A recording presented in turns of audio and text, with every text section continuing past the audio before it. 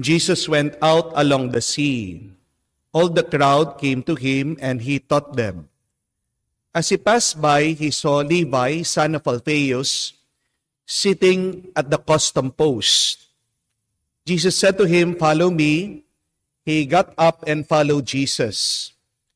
While he was at table in his house, many tax collectors and sinners sat with Jesus and his disciples, for there were many who followed him. Some scribes who were Pharisees saw that Jesus was eating with sinners and tax collectors, and said to his disciples, "Why does he eat with tax collectors and sinners?" Jesus heard this and said to them, "Those who are well do not need the physician, but the sick do. I did not come to call the righteous, but sinners." My dear friends, the good news of our salvation. Praise to you, Lord Jesus Christ. Good morning po ulit sa inyong lahat. At welcome po sa ating misa. Welcome din po natin ang ating mga avid listeners online, sa Facebook, sa YouTube. At maraming salamat po sa inyong mga nanggaling pa sa iba't ibang malalayong lugar para makisalo sa ating banal na misa. Hindi ko po alam kung kilala nyo si Andrea Bocelli, yung pong sikat na bulag na Italian singer. Maaaring napanood nyo na po siya at maaaring narinig nyo na rin yung mga ibang kanta niya online. Napakagaling na mga ngawit si Andrea Bocelli. At hindi ko po alam kung alam niyo yung kwento ng buhay niya. Napakaganda.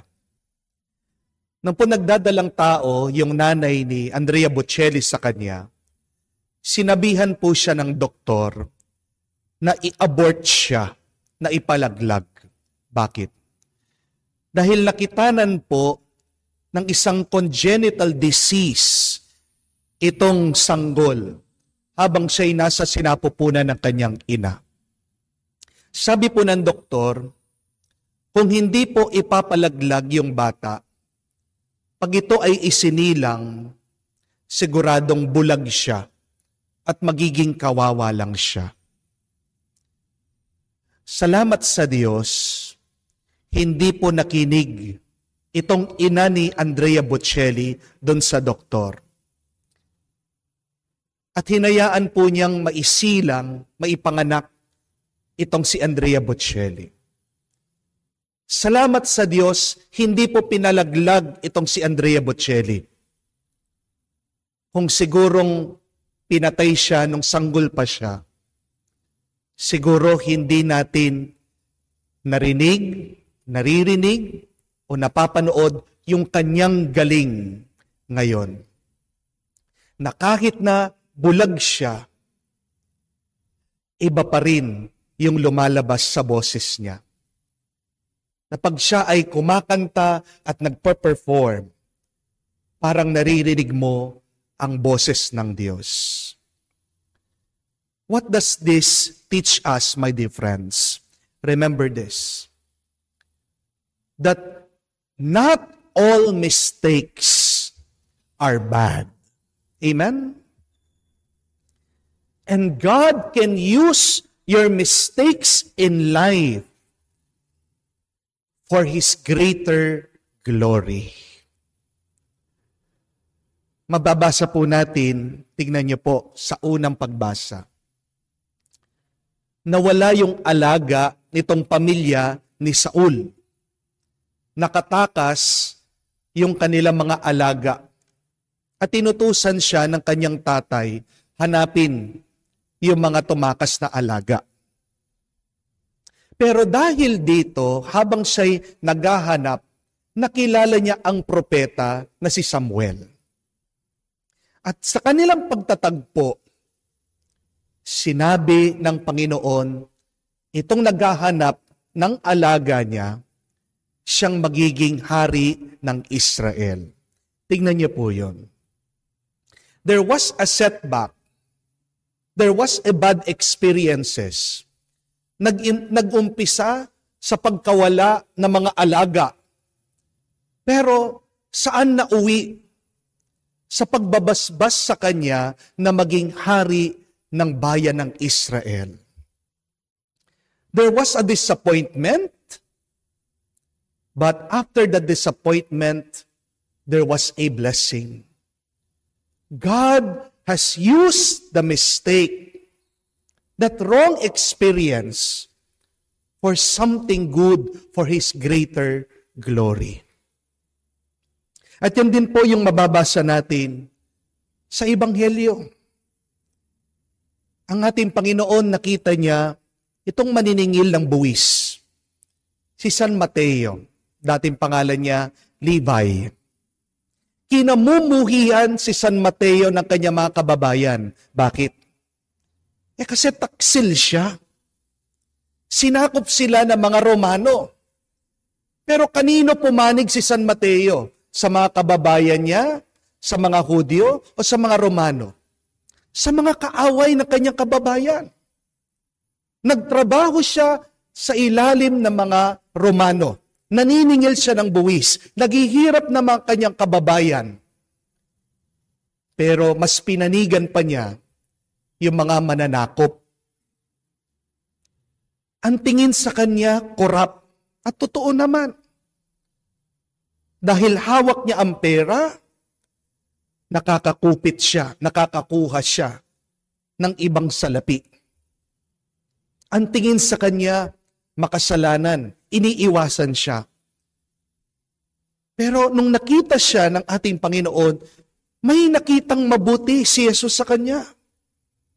May nakita siyang potensyal. Tinawag siya.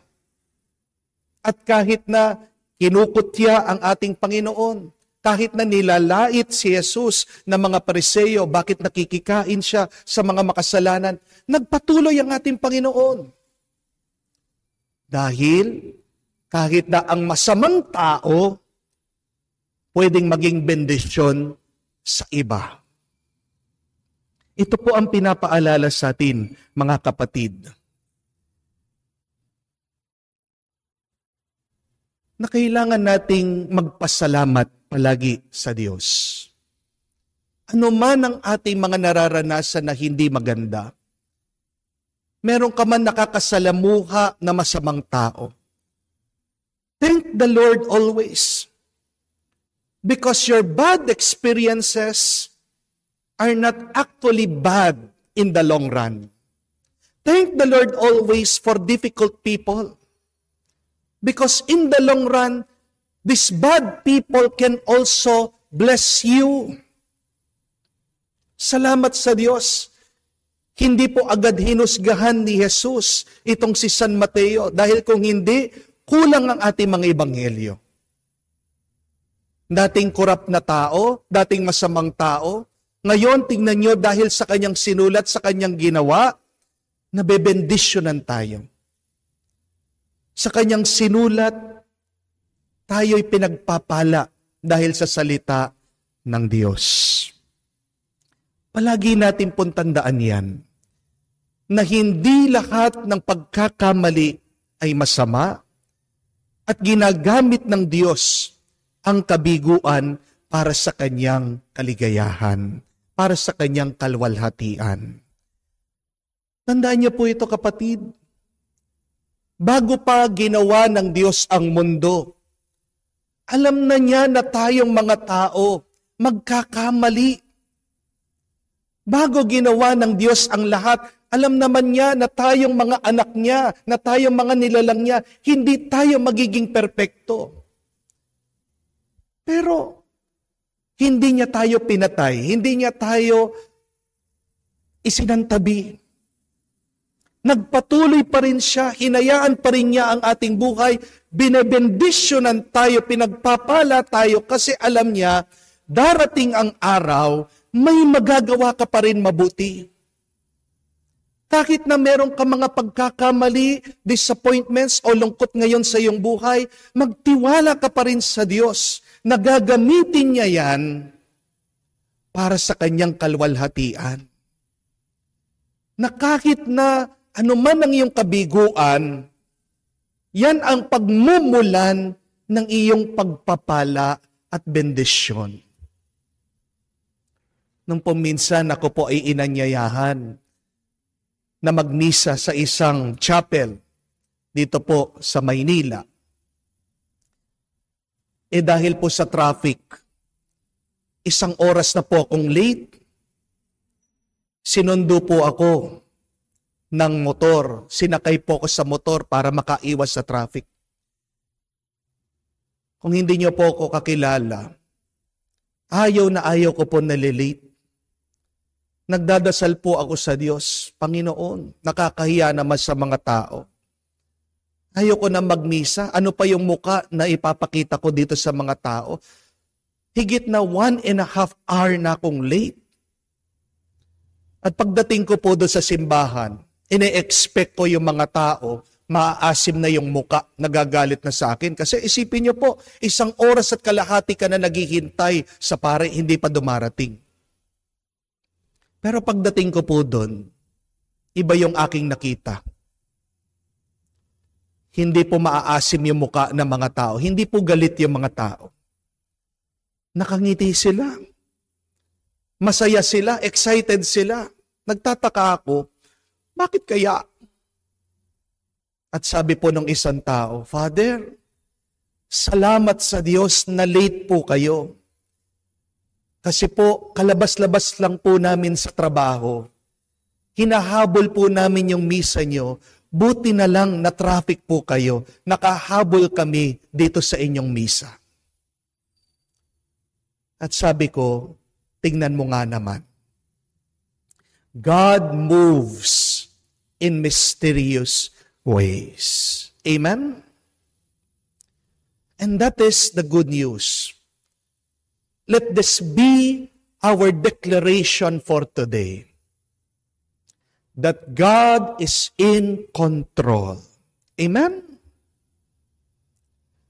Ano man ang iyong nararanasan, sabihin mo yan ngayon.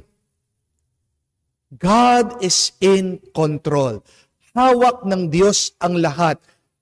Kaya ng Diyos ang lahat na gawing mabuti, isang pagpapala, isang milagro. May sakit ka man, sabihin mo, God is in control. Hindi kayo magkaintindihan ng iyong asawa ngayon, ayaw ka nang kausapin ng iyong asawa ngayon, nagtatampo kayo, may sakit kayo ng loob sa bawat isa, sabihin mo, God is in control. Matigas ang ulo ng iyong anak, lumalaban siya sa iyo, hindi mo maintindihan ang iyong anak ngayon, sabihin mo, God is in control.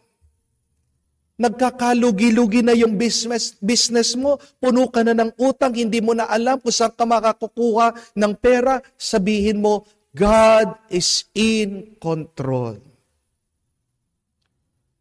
Dahil ikaw lang ang nakakakita, ikaw lang ang nag-iisip, na yung nasa harapan mo problema. Sa iyong paningin, ikaw lang ang nagsasabi na ikaw ay bigo. Ikaw lang naman na nagsasabi na mga tao nakapaligid sa iyo masama. Hindi sila mabuti. Pero ang Diyos, malawak ang paningin. Pero ang Diyos, siyang gumagawa, siyang nagtatrabaho. Huwag kang mag-alala. Sabihin mo, God is in control. That your mistakes, your setbacks, your bad experiences are not really bad, but they're actually good in the long run. And they will bless you and bless other people. Sabihin natin, magdasal tayo. Jesus, I trust in you. You are in control. Tulungan mo kong maniwala, magtiwala, maging matyaga, magpasensya. Dahil itong masama na nangyayari sa aking buhay, darating ang araw. Isa palang pagpapala sa aking buhay at sa buhay ng iba. Amen. Jesus called the tax collector Levi to be his followers. Later, Levi would be known as Matthew, apostle and evangelist. Let us pray like Jesus that we may look at the future rather than the past of any person. Let our prayer be, Lord, hear our prayer. Lord, hear our prayer. Like Levi, may we feel the surprise of being loved by Jesus and detached from riches. Have the courage to follow him, we pray. Lord, hear our prayer. As sinners like Levi, may we avail of the sacrament of penance where Jesus awaits us and mercy cures the wounds caused by sins, we pray. Lord, hear our prayer. May we strive to become more and more a church which is bruised, hurting, and dirty for going to people on the streets and the neighborhood, rather than remaining shut up with structures which give us a false sense of security and make us harsh judges, we pray. Lord, hear our prayer. Let us also include in our intention a thanksgiving of Candido, Merita Pineda and family, Lydia Malyar and family for the special intention, Priscilla Capiral, Mario Anisete, Preciosa Espiritu Salvacion Kaadan, for the death anniversary of Felix Manalang David, and for the eternal rest and peace of the souls of Rosario and Marlene Conrado Victoria, Fernando Jr. Encarnacion Ising Alipio Rodrigo, Anastasia Jacqueline Isabel, Fortunato Rodolfo Francisco, and Rogelio. Let us pray to the Lord. Lord, hear our prayer. Father, mercy, we are sinners, sick people in need of your assistance.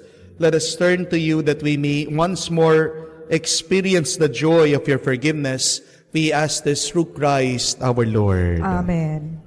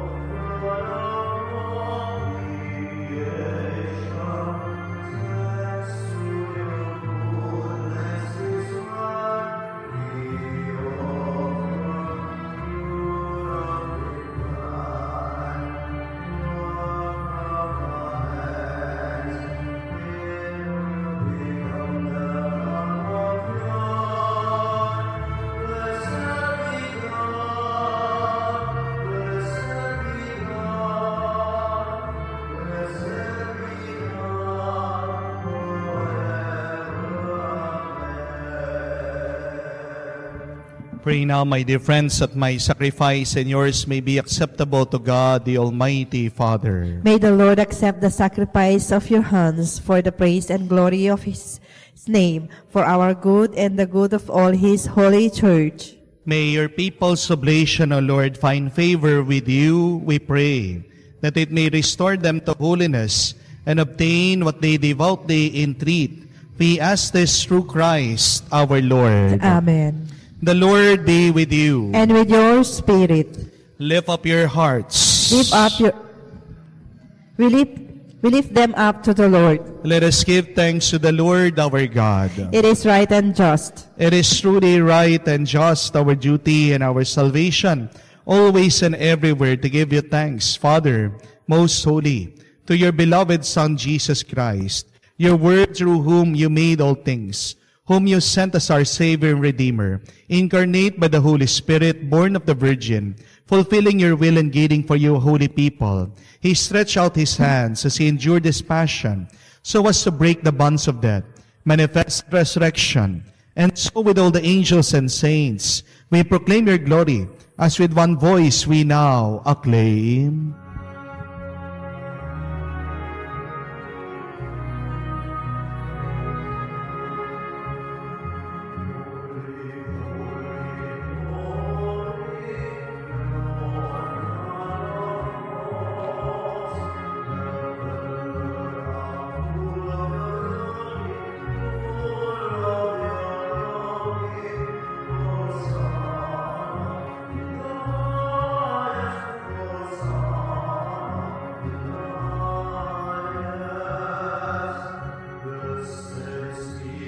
Comes in the name of the Lord, Hosanna in the highest, Hosanna in the highest, Hosanna in the highest, Hosanna in the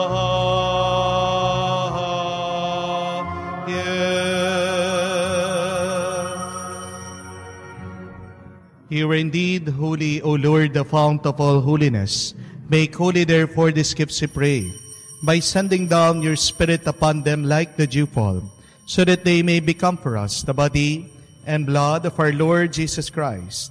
At the time when he was betrayed and entered willingly into his passion, he took bread and giving thanks, broke it, gave it to his disciples, saying, Take this, all of you, and eat of it, for this is my body, which will be given up for you.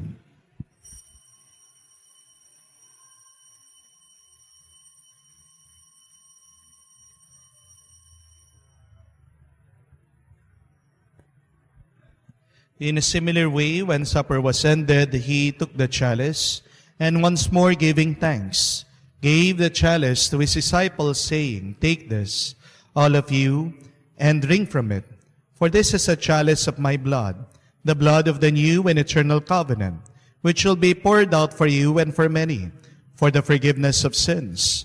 Do this in memory of me.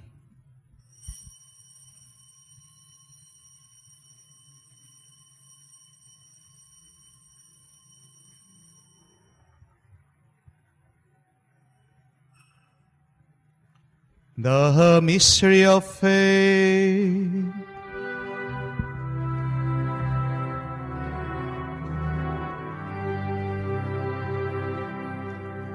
When we eat this bread and drink this cup, we proclaim your death, O Lord, until you come again. Till you come again, we proclaim your death, O Lord. Therefore, as we celebrate the memorial of his death and resurrection, we offer you, Lord, the bread of life and the chalice of salvation, giving thanks that you have held us worthy to be in your presence and minister to you. Humbly we pray that partaking of the body and blood of Christ, we may be gathered into one by the Holy Spirit. Remember, Lord, your church spread throughout the world, and bring her to the fullness of charity. Together with Francis, our Pope, Florentino, our Archbishop, and all the clergy. Remember also our brothers and sisters who have fallen asleep in the hope of the resurrection, and all who have died in your mercy. Have mercy on us, we pray, that with the Blessed Virgin Mary, Mother of God, with blessed Saint Joseph, her glorious spouse, with the blessed apostles, and all the saints who have pleased you throughout the ages, we may merit to be co-heirs to eternal life, and may praise and glorify you through your Son, Jesus Christ. Through him, with him, in him, O God, Almighty Father, in the unity of the Holy Spirit, all glory and honor is yours, forever and ever.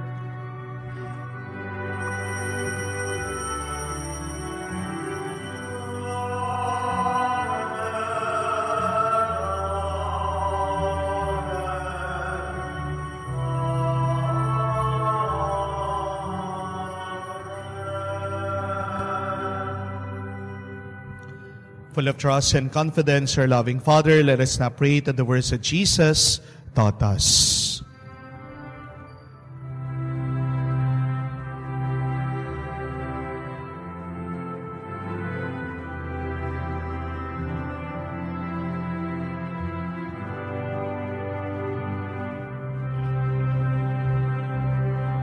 Every evil graciously grant peace in our days, that by the help of your mercy we may be always free from sin, and safe from all distress as we await the blessed hope and the coming of our Savior, Jesus Christ.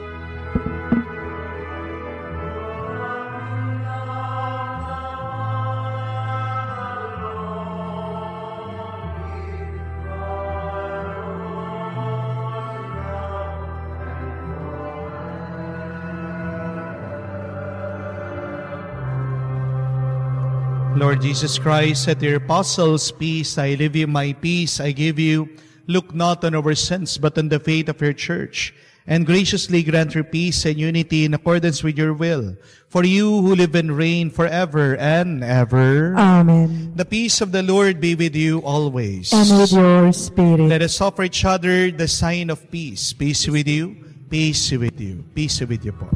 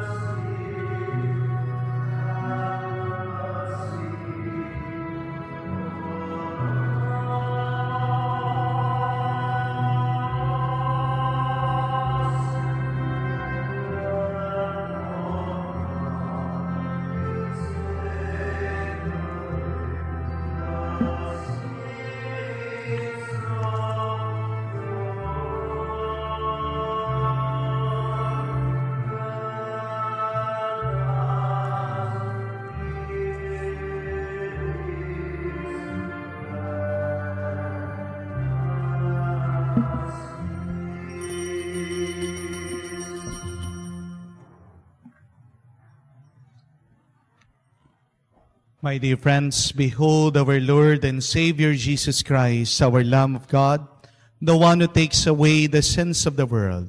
Blessed are we now who to be with him in the banquet of the Lamb. Lord, I am not worthy that you should enter under my roof, but only say the word, and my soul shall be healed.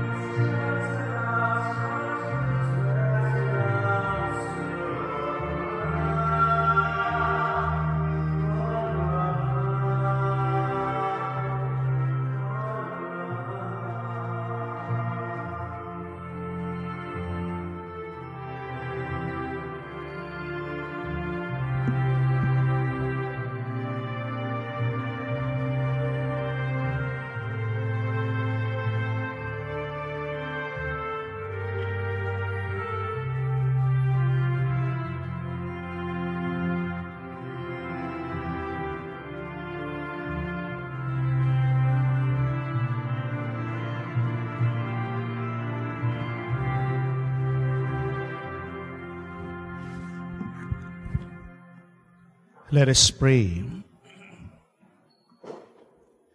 Humbly we ask you, Almighty God, be graciously pleased to grant that those you renew with your sacraments may also serve with lives pleasing to you. We ask this through Christ our Lord. Amen. Maraming salamat po sa inyong pakikisalo sa ating banal na misa, sa ating po mga online mass goers at sa ating po mga bisita at followers na physically pumunta dito sa ating parokya. Palakpakan po natin ang ating mga bisita. The Lord be with you. And with your spirit. And may Almighty God bless you, the Father and the Son, and the Holy Spirit. Amen. The Mass has been offered. Let us now go in peace. Thanks be to God.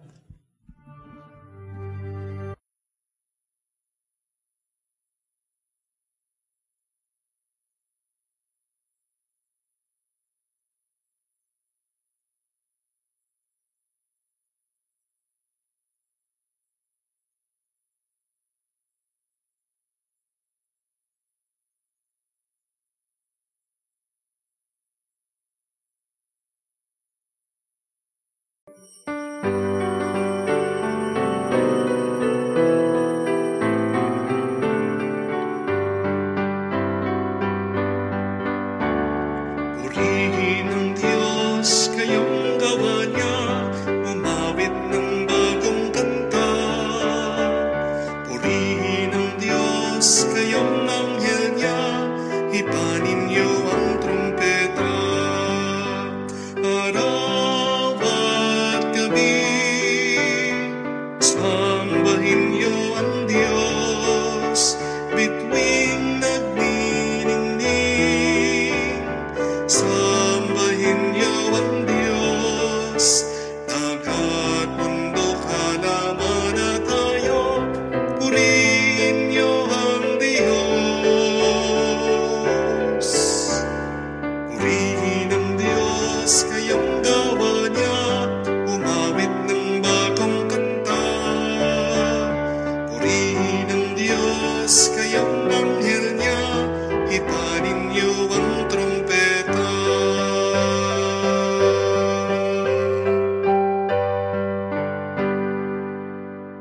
Sa ngalan ng Ama, ng Anak, at ng Espiritu Santo. Amen. Sumainyo ang Panginoon. At sumaiyo rin. Mga kapatid, tayo ay minsan pang lumalapit sa ating Panginoon na naniniwala tayo sa ating pakikisama sa Kanyang presensya. Tayo ay mapupuno ng Kanyang pagpapala at ibibigay niya ang lahat ng ating mga pangangailangan. Pinagdarasal natin, minsan pa ang ating mga kapatid na may sakit, ang mga nalulungkot, mga nalilito, mga naliligaw, ang mga nagwawala. Ganyan din, alalahanin natin at ipagdasal ang mga taong hindi rin masaya sa atin, ang mga taong naiinggit sa atin. Pagdasal din natin ang mga taong naninira sa atin. Hilingin natin ang kapayapaan, naway manatili tayong masaya sa gitna ng mga taong gumagawa ng masasamang plano laban sa atin. Para tayo ay maging karapat-dapat na makatanggap sa mga banal na misteryo, hilingin muli natin ang awa at pagpapatawad ng Diyos. Inaamin ko Sa makapangyarihang Diyos at sa inyo mga kapatid, na lubha akong nagkasala sa isip, sa salita, sa gawa at sa aking pagkukulang. Kaya isinasamo ko sa mahal na Birheng Maria, sa lahat ng mga anghel at mga banal, at sa inyo mga kapatid, na ako'y ipanalangin sa Panginoong ating Diyos. Kaawaan tayo na makapangyarihan Diyos, patawarin tayo sa ating mga kasalanan, patnubayan tayo sa buhay na walang hanggan. Amen. Panginoon, kaawaan mo kami. Panginoon, kaawaan mo kami. Kristo, kaawaan mo kami. Kristo, kaawaan mo kami. Panginoon, kaawaan mo kami. Panginoon, kaawaan mo kami. Manalangin tayo. Ama naming makapangyarihan, ang langit at lupa ay iyong pinamamahalaan. Dinggin mo ang pagluhog ng iyong sambayanan at pagkalooban mo kami ng kapayapaan araw-araw sa pamamagitan ni Jesucristo kasama ng Espiritu Santo, magpa sa walang hanggan. Amen. Pagbasa mula sa unang aklat ni Samuel. Noong mga araw na iyon, matapos mapatay ni David si Goliath, nagbalik si Haring Saul sa kanyang mga tauhan. Sa bawat bayang madaanan nila, sinalubong sila ng mga kababahihan na umaawit at sumasayaw sa saliw ng mga pandereta at alpa. Ganito ang kanilang awit: libo-libo ang pinatay ni Saul. Ang kay David naman ay 10,000. Nagalit si Saul at naisa loob niya kung sinasabi nilang 10,000 ang pinatay ni David at ako'y libo-libo lang. Kulang na lamang ang kilalanin nilang hari. At mula noon, naging mainit na ang mata niya kay David. Minsan nasabi ni Saul kay Jonathan at sa kanyang mga tauhan ang balak niyang pagpatay kay David. Mahal ni Jonathan si David, kaya sinasabi niya rito ang balak ng kanyang ama. Ang sabi niya, binabalak kang patayin ng aking ama. Bukas ng umaga, magtago ka sa isang lugar. Yayayain ko naman ang aking ama sa may pinagtataguan mo at kakausapin ko tungkol sa iyo. Pagkatapos naming mag-usap, sasabihin ko agad sa iyo ang anumang sasabihin niya. Kinausap nga ni Jonathan ang kanyang ama tungkol kay David. Ama, bakit ibig ninyong patayin si David, gayong wala namang ginagawang masama sa inyo? Hindi ba pinakikinabangan ninyo siyang mabuti? Ipinain niyang ang kanyang buhay nang harapin niya si Goliath at niloob naman ng Panginoon na magtagumpay siya para sa Israel. Alam ninyo ito at inyo pang ipinagdiwang. Bakit ninyo siya papatayin gayong wala siyang kasalanan? Dahil dito nagbago ng isip si Saul. Sinabi niya, naririnig ng Panginoon, hindi ko siya papatayin. Ang sagot na ito ng hari ay sinabi naman ni Jonathan kay David. Isinama pa siya ni Jonathan sa hari at tulad ng dati, pinaglingkuran niya ito. Ang salita ng Diyos. Salamat sa Diyos. May tiwala ako sa Diyos, hindi ako matatakot. May tiwala ako sa Diyos, hindi ako matatakot. Maawa ka, Panginoon, ako iyong kahabagan. Lagi akong inuusig, nilulusob ng kaaway. Nilulusob nila ako, walang likat na maghapunan. Okay, rami nila, ngayong sa akin ay lumalaban. May tiwala ako sa Diyos, hindi ako matatakot. Ang taglay kong sulirani, nababatid mo ng lahat. Pati mang pagluha ko'y may talaan kang nang liingat. Kung sumapit ang sandaling ako sa iyo ay umibig, ang lahat ng kaaway ko, tiyak na malulupig. Pagkat aking nalalamang, Diyos ang nasa aking panig. May tiwala ako sa Diyos, hindi ako matatakot. May tiwala ako sa Diyos, pangako niya'y iingatan. Pupuriin ko ang poon sa pangakong binitawan. Lubos akong umaasat, may tiwala ako sa Diyos. Kung tao ring katulad ko, hindi ako matatakot. May tiwala ako sa Diyos, hindi ako matatakot.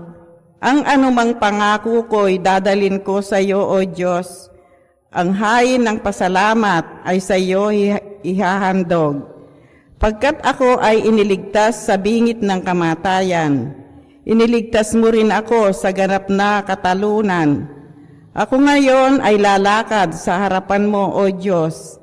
Nataglay ko ang liwanag na ikaw ang nagdulot. May tiwala ako sa Diyos, hindi ako matatakot.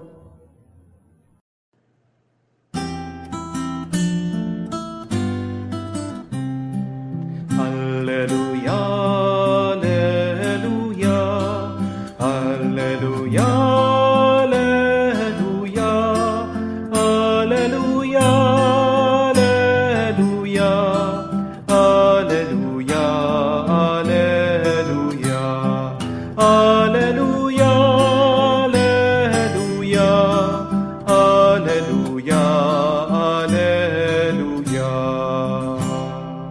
Si Kristo ay nagtagumpay, nalupig ang kamatayan, nagningning ang pagkabuhay. Alleluia, alleluia.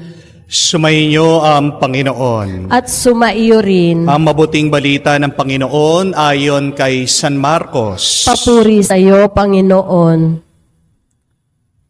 Noong panong iyon, umalis si Jesus at ang kanyang mga alagad ay nagpunta sa tabi ng lawa. Sinundan siya ng maraming tao buhat sa Galilea. Nagdatingan din ang mga napakaraming tao mula Judea, sa Jerusalem, sa Idumea at sa ibayo ng Jordan, at sa palibot ng Tiro at ng Sidon. Nang mabalitaan nila ang lahat ng ginawa ni Jesus, nagpahanda si Jesus sa kanyang mga alagad at ng isang bangka. Magagamit niya upang hindi siya maipit ng mga taong dumaragsa. Marami na siyang pinagaling, kaya't pinagdumugan siya ng lahat na may sakit upang makipo man lamang nila. Bawat inalihan ng masamang espiritu na makakita sa kanya ay nagpapatira pa sa harapan niya at sumisigaw, "Ikaw ang anak ng Diyos." At mahigpit silang pinagbawalan ni Jesus. Ayaw niyang ipasabi kung sino siya. Mga kapatid, ang mabuting balita ng Panginoon. Pinupuri ka namin, Panginoong Hesukristo. Magandang araw po muli sa inyong lahat. Magandang araw po, Father. Hindi niyo po ba napansin na kahit na anong gawin natin, meron at meron maiinggit sa atin? Amen? Maganda ka, may maiinggit sa'yo. Guwapo ka, may maiinggit sa'yo. Magandang trabaho mo, may maiinggit sa'yo. Masipag ka, may maiinggit sa'yo. Masarap kang kumain, may maiinggit sa iyo. Napatapos mo ang iyong mga anak, may maiinggit sa iyo. Magbakasyon ka lang, may maiinggit sa iyo. Nagsoserve ka sa simbahan, may maiinggit sa iyo. At minsan, nananahimik ka lang, meron pa maiinggit sa iyo. Normal po at parte ng ating buhay ang inggit. Isang kahinaan niya ng ating pagkatao. Merong taong naiinggit dahil nakakalimutan nilang tignan yung kanilang blessing at palagi silang nakatingin sa blessing ng iba. Yun nga yung nakakatawa eh. Yung nga yung nakakapagtaka. Hindi niyo po ba napansin? May kanya-kanya na tayong blessing. Pero bakit hindi pa tayo makontento, hindi pa natin kayang maging masaya at magpasalamat sa blessing na tinatanggap natin? Kumisa nga ang malungkot na kwento, kung sino pa yung maraming blessing, sila pa yung inggitin. Hindi po ba? Kung sino yung hindi naman dapat na iinggit, sila pa yung mga inggitero sa iba. Kamukha po ni Haring Saul. Narinig natin sa unang pagbasa. Sumakit daw ang loob niya. Nagalit siya dito kay David. Natalo na nga ni David yung kalaban nila. Salamat sa kanya, sa kanyang katapatan, sa kanyang lakas ng loob, sa kanyang tapang. Pero bakit daw nainggit itong si Haring Saul? Kasi narinig niya yung mga tao, kumakanta sila, nagdidiwang sila. Anong sabi ng mga tao? Si Haring Saul, nakapatay, nakapuksa ng libo-libo. Pero itong si David, 10,000 libo. Biglang kinumpara nitong si Haring Saul ang sarili niya dito sa bata na si David. Tingnan niyo po yung epekto ng inggit.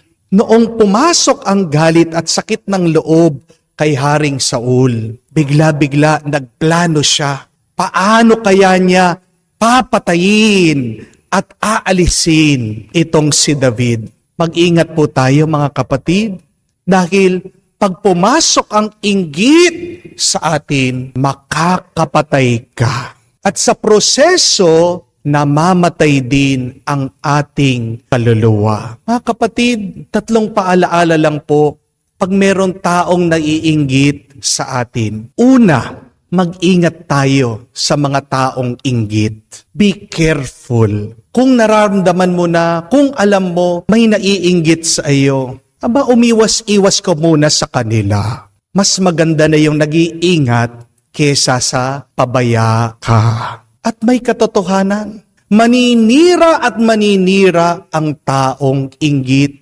Basahin niyo po, buksan niyo ang inyong Biblia. Marami kayong makikitang kwentong ganyan. Ang unang pagkakasala pa lang, kumaalala niyo po ang magkapatid na si Cain at si Abel. Nainggit si Cain dito sa kapatid niya, si Abel, dahil mas ginusto daw ng Diyos ang alay ni Abel at hindi pinansin ng Diyos yung alay ni Cain. Kasalanan din naman ni Cain. Kung babasahin niyo po yung kwentong yon, kasi ang inalay niya sa Diyos, hindi yung pinakamaganda, hindi yung pinakaunang bunga. Pero bakit nagustuhan ni Yahweh yung alay ni Abel? Kasi ang binigay niya sa Diyos, yung unang bunga ng kapaguran niya, yung pinakamaganda sa kanyang mga alaga. Tingnan niyo po, dahil sa inggit ni Cain kay Abel, pinatay niya kahit na kadugo niya, kahit na kapatid niya. Mag-ingat po tayo kasi pag merong inggit, walang kapatid. Walang kamag-anak. Hindi mo nakikita na kapatid mo yan, hindi mo nakikita kamag-anak mo yan, wala kang pakialam. Dahil pag inggit ka, mabubulag ka sa galit. Amen? Kung nga po, ang kwento din ng ating Panginoon, kung maaalala nyo, ang mga Pariseo din, nagplaplano kung paano patahin ang ating Panginoong Hesukristo. Bakit? Kasi naiinggit din sila sa Kanya. Pag nagtuturo ang ating Panginoon, ang Kanyang pangungusap, ang Kanyang pagsasalita ay may kapangyarihan. Jesus speaks with authority. Tingnan nyo po, mga Pariseo, memorize nila ang kautusan ng Diyos. Pero ano ang nasa puso nila? Kasamaan. Alam nila ang tama dito sa kanilang isip, pero ang kanilang puso malayo sa Diyos. Ano ang dahilan? Dahil sa inggit. Mga kapatid, mas maganda ng mag-ingat. Kaya pag merong nag-iinggit, lumayo-layo ka muna sa kanila. Be careful with envious people. Pero pangalawa, manatili ka pa ring masaya. Hindi naman ibig sabihin pag nag-iingat ka sa mga taong naiinggit, ay babawasan mo na ang iyong tuwa at galak. Do not mute your happiness because some people are envious and jealous of you. Ganyan tayo mga tao Para maiwasan natin na kainggitan tayo, tatahimik na lang tayo. Magtatago na lang tayo. Hindi natin ipapahalata na tayo ay masaya. Mga kapatid, kung masaya ka, edi magsaya ka. Kung gusto mong magdiwang, edi mag-celebrate ka. Kung gusto mong mag-enjoy, edi mag-enjoy ka sa iyong buhay. Huwag mong itatago ang iyong tuwa, ang iyong galak. Ipakita mo. Bakit? Dahil ba may naiinggit sa'yo? Bawal ka nang ngumiti at tumawa? Dahil ba may naiinggit sa'yo? Hindi ka na poporma o magpapaganda? Dahil ba may naiinggit sa'yo? Hindi ka na dapat kumain ng masarap? Bakit? Yung bang mga naiinggit sa'yo, hinahawakan nila ang iyong kaluluwa? Sila bang may nagmamay-ari ng iyong buhay? You do not owe anything to these people. Remember that. Huwag kang magpapadikta sa mga taong naiinggit sa iyo. Celebrate life. Enjoy life. Thank the Lord for His graces. Pero maganda na rin po yung humble ka. Nagpapakumbaba ka. Be happy, enjoy life, celebrate God's graces, but remain humble. Huwag mong pipigilan ang iyong tuwa, huwag mong babawasan ang iyong saya dahil lang sa mga taong naiinggit sa iyo. Maging kamukha natin ang ating Panginoon na hindi siya nagpaapekto sa mga taong naiinggit at naninira sa Kanya. Pag ayaw ang ating Panginoon, anong ginagawa niya? Umaalis siya at pumupunta siya doon sa mga taong sumusuporta sa Kanya at pinagpapatuloy niya ang Kanyang misyon. Diba, maalala nyo din po ng ating Panginoon, pag nakikikain siya sa mga makasalanan, palagi siyang kinukutya, palagi siyang nilalait. Pero, kumakain pa rin na masarap ang ating Panginoon. Magandang aral po yan. Huwag mong pipigilan ang iyong tuwa. Huwag mong sisirain ang iyong saya dahil lang sa mga inggitero at inggitera. Amen? Pangatlo at kahuli-hulihan, huwag ka ding mag-alala. Do not worry when people are envious of you. Dahil tandaan niyo po, kung meron mga taong ayaw sa iyo, meron pa rin mga taong gusto ka. If you have your bashers, you will also have your supporters. At tandaan niyo po ito, hindi naman tayo yung makakapagbago sa isip at puso ng mga inggitero at inggitera. Maniwala tayo na ang Diyos gumagawa ng paraan para gawing mas mabuti ang kanilang kaisipan at ng kalooban. Believe that God is doing something to transform and change these envious people. Kamukha po sa ating nabasa, ang anak ni Haring Saul mismo. Siya po ang gumawa ng paraan para makipagkasundo itong kanyang ama kay David. Ito pong si Jonathan, siyang nakiusap sa kanyang ama. Kinumbinsi siya. Sabi niya, Tay, huwag ka nang magagalit. Alisin mo na ang iyong sama ng loob. Tandaan mo kung anong ginawa ni David para sa ating bayan. At dahil po dito, biglang nagbago ng isip itong si Haring Saul. Nawala ang kanyang inggit, bigla siyang bumait. Kaya nga po, do not lose hope for envious people. Still believe that someday they will change and believe that someday we will be friends. Huwag niyo naman pong agad huhusgahan at iko-condemn ang mga taong naiinggit. Unawain pa rin natin sila. At dapat nga, kahit na naiinggit sila, tayo maging masaya. Tandaan niyo po ito mga kapatid. Huwag kang madidepress dahil lang may naiinggit sa'yo. Dahil isa lang ibig sabihin, pag may taong inggit sa'yo, merong kang blessing na gusto nilang makuha. Remember, my dear friends, that when you are faithful, many times it will steer the bad spirits in people. Kaya nagre-react yung ibang tao sa iyo, dahil nakikita din nila yung kanilang mga pagkukulang. Huwag ka masyado mag-alala dahil tandaan mo din na walang magagawa ang mga naninira sa iyo para tanggapin mo yung grasya na para sa iyo. Kahit na anong gawin ng ibang tao para siraan ka.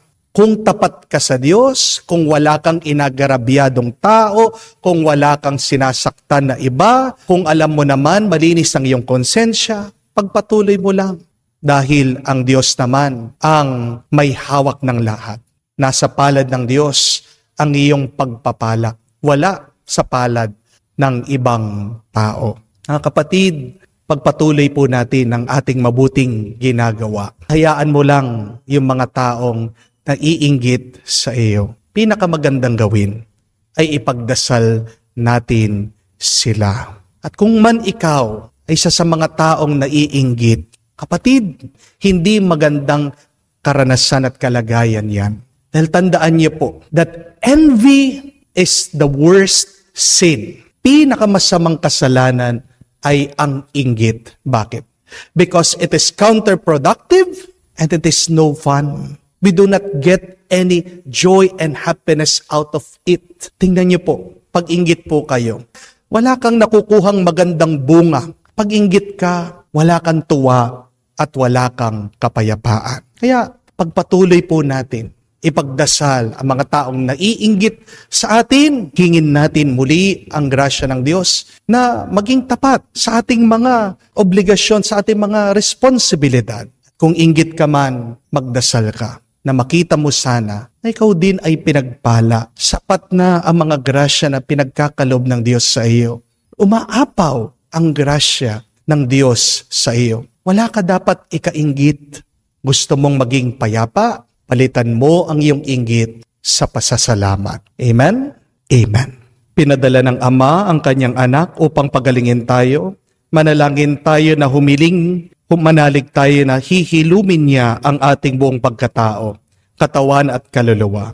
Manalangin tayo sa Kanya sa pamamagitan ng Kanyang anak at ating sabihin, Panginoon, dinggin mo kami. Panginoon, dinggin mo kami. Ang simbahan sa pamamagitan ng kanyang mga namumuno, naway may tapang na harapin at pasanin ang bigat at hamon ng palagiang pagbabago at pagbabalik loob. Manalangin tayo sa Panginoon. Panginoon, dinggin mo kami. Sa mga taong nangangailangan ng tulong, naway huwag nating isara ang ating puso, bagkus higit na maging aktibo tayong lahat na makibahagi sa gawain ni Kristo ng pagpapagaling at pagbabalik loob. Manalangin tayo sa Panginoon. Panginoon, dinggin mo kami. Ang mga nag-aalaga ng mga may sakit, naway huwag silang mapagod at higit pa nilang silang bigyan ng personal na atensyon at paggalang. Manalangin tayo sa Panginoon. Panginoon, dinggin mo kami. Sa katahimikan po ng ating puso, buksan din natin sa Diyos ang ating mga personal na pangangailangan. Diyos ng aming buhay, tulungan mo kaming magpatuloy ang gawain ni Jesus na magbasbas at magpagaling upang tunay naming maipahayag sa lahat ang mabuting balita ng Kanyang Ebanghelyo. Hinihiling namin ito sa pamamagitan ni Kristo, aming Panginoon. Amen.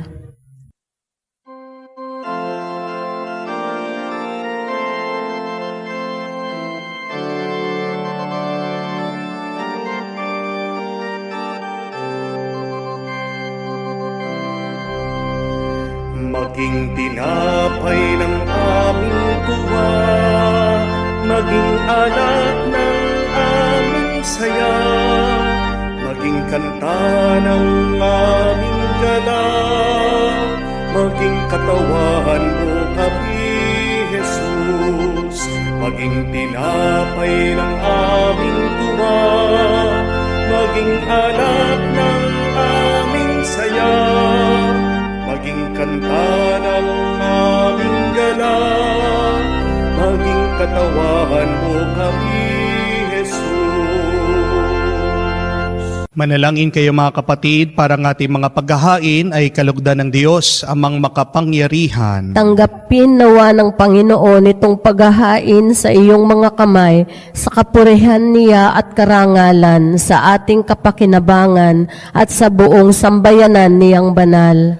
Ama naming lumikha, ipagkaloob mong marapat na ganapin ang banal na paghahain sapagkat tuwing pinagdiriwang ang alaala ng anak mong nag-alay, ang pagliligtas niya sa tanan ay nangyayari upang aming pakinabangan. Sa pamamagitan niya kasama ng Espiritu Santo, magpa sa walang hanggan. Amen. Sumainyo ang Panginoon. At sumaiyo rin. Itaas sa Diyos sa inyong mga puso at diwa. Itinaas na namin sa Panginoon. Pasalamatan natin ang Panginoong ating Diyos. Marapat na siya ay pasalamatan. Ama namin makapangyarihan, tunay nga marapat, ikaw ang aming pasalamatan sa pamamagitan ni Jesucristo ng aming Panginoon. Siya ang salitang katuwang mo at kapiling nung ang lahat ay umiral sa iyong likhain. Siya'y sinugo mo para kami sagipin at palayain.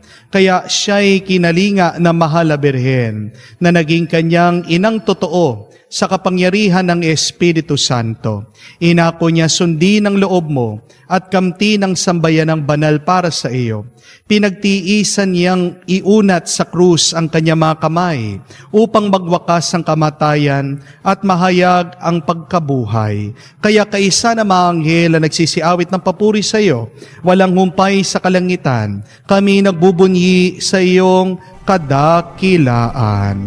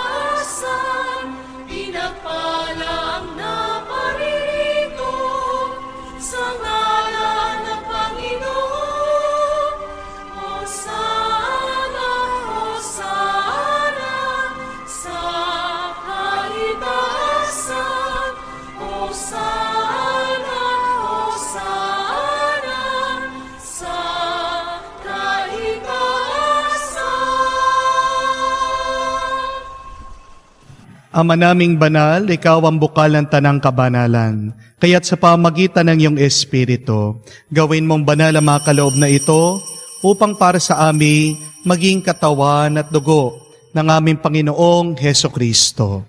Bago niya pinagtiis ang kusang loob na maging handog, hinawakan niyang tinapay, pinasalamatan kanya. Pinaghati-hati niya iyon, inabot sa kanya malagad at sinabi, "Tanggapin ninyong lahat ito at kanin. Itong aking katawan, ihahandog para sa inyo."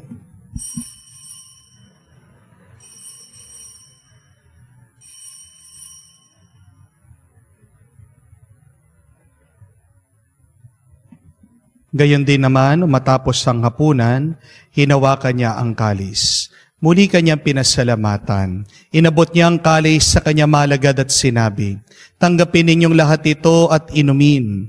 Itong kalis ng aking dugo, ng bago at walang hanggang tipan, ng aking dugo na ibubuhos para sa inyo at para sa lahat, sa pagpapatawad ng mga kasalanan.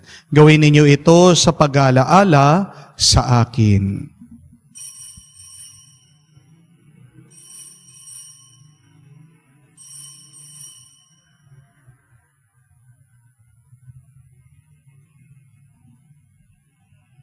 Ang misteryo ng pananampalataya. Aming ipinahayag, namatay ang iyong anak, nabuhay bilang Mesiyas, at pagbabalik sa wakas, anahayag sa lahat. Ang mga ginagawa namin ngayon ang pag-alaala sa pagkamatay at muling pagkabuhay ng iyong anak. Kaya tiniyalay namin sa iyo ang tinapay nagbibigay buhay at ang kalis na nagkakaloob ng kaligtasan. Kami nagpapasalamat dahil kami yung minarapat na tumayo sa harap mo para maglingkod sa iyo. Sinasamo namin kami magsalo-salo sa katawan at dugo ni Kristo ay mabuklod sa pagkakaisa sa pamamagitan ng Espiritu Santo. Amalingapin mong iyong simbahan, laganap sa buong daigdig. Puspusin mo kami sa pag-ibig. Kaysa ni Francesco, ang aming Papa, Florentino, aming Arsobispo, at ng Tanang Kaparian. Alalahanin mo rin ang aming mga kapatid na nahihimlay may pag-asang muling mabubuhay. Gayon din lahat ng mga pumanaw. Kawan mo't sila't patuloyin sa iyong kaliwanagan. Kawan mo't pagindapatin kaming lahat, makasalo sa iyong buhay na walang wakas. Kaysa ng Mahal na Birhen Maria, Ina ng Diyos, kaysa ng mga apostol, lahat ng mga banal, na namumuhay dito sa daigdig na kalugod-lugod sa iyo, may pagdiwang nawa namin ang pagpupuri sa kararangal mo, sa pamamagitan ng iyong anak aming Panginoong Hesukristo. Sa pamamagitan ni Kristo, kasama niya at sa Kaniya, ang lahat ng parangal at papuri ay sa iyo, Diyos Ama, makapangyarihan, kasama ng Espiritu Santo, magpasawalang hanggan. Amen, Amen, Amen. Sa nakakagaling na utos sa turo ni Jesus, magkaisa tayo ngayon manalangin at ipahayag ng lakas loob.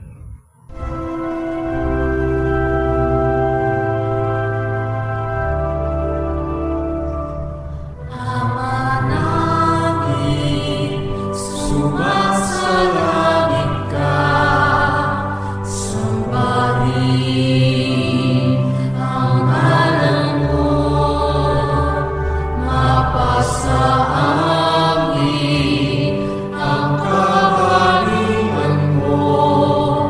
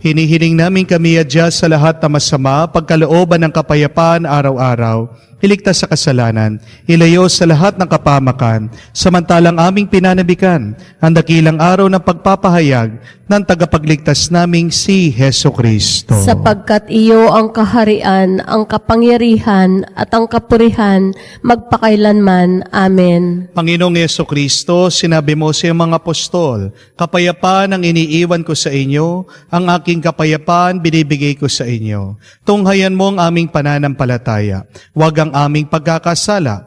Pagkalooban mo kami ng kapayapaan at pagkakaisa ayon sa iyong kalooban, kasama ng Espiritu Santo, magpa sa walang hanggan. Amen. Kapayapaan ng Panginoon ay laging sumainyo. At sumaiyo rin. Magbigayan po tayo ng kapayapaan sa bawat isa. Peace be with you po. Kapayapaan po sa inyong lahat.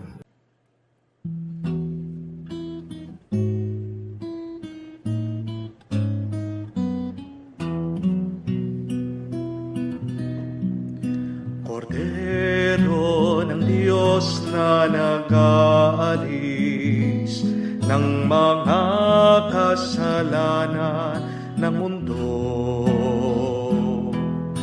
maawa ka sa amin. Kordero ng Diyos, maawa ka. Kordero ng Diyos na nag-aalis ng mga kasalanan ng mundo, maawa ka sa amin. Kordero ng Diyos, maawa ka. Kordero ng Diyos na nag-aalis ng mga kasalanan ng mundo, ipagkaloob mo sa amin ang kapayapaan. Mga kapatid, naririto ang ating Panginoong Jesucristo, ang Kordero ng Diyos, nag-aalis sa mga kasalanan ng sanlibutan. Mapalad tayong lumalapit sa piging ng Kordero. Panginoon, hindi ako karapat-dapat na magpatuloy sa iyo, ngunit sa isang salita mo lamang ay gagaling na ako.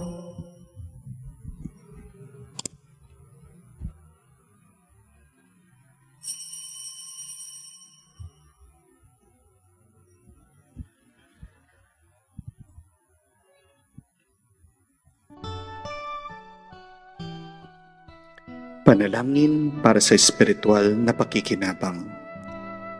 Panginoong Yesus, ako'y naniniwala na ikaw ay nasa kabanal-banalang sakramento.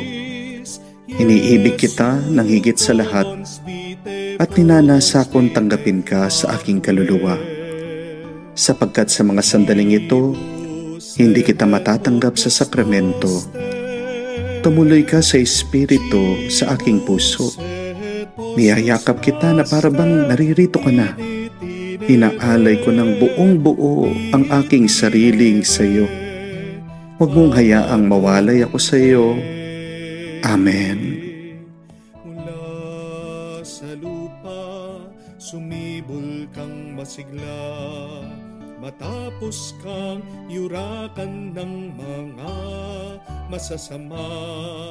Sumilang ang liwanag ng mga nawawala, tinapay na ang buhay, pagkain ng dukha.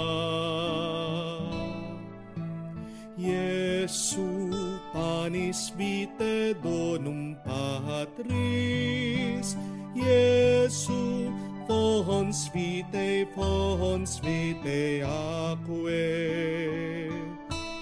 Cibus et potus noster, cibus et potus noster, in itinere ad donum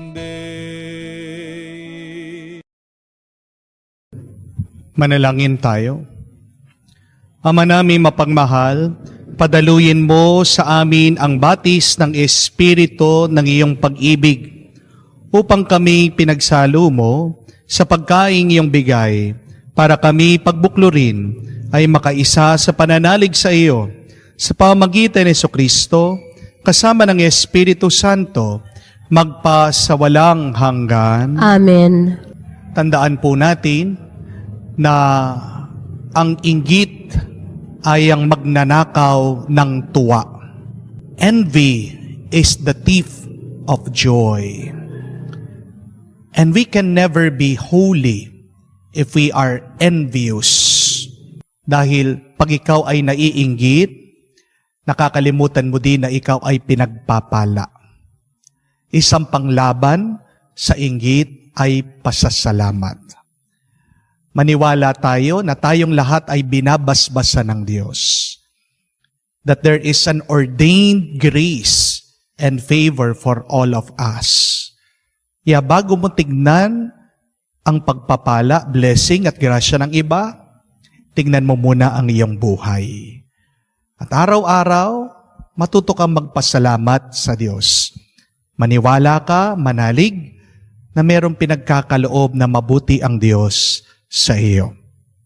Sumainyo ang Panginoon At sumaiyo rin. at pagpalain kayo ng Diyos sa makapangyarihan sa ngalan ng Ama, ng Anak, ng Espiritu Santo. Amen. Ang ating misa ay natapos na. Humayo kayo sa kapayapaan ni Kristo. Salamat sa Diyos.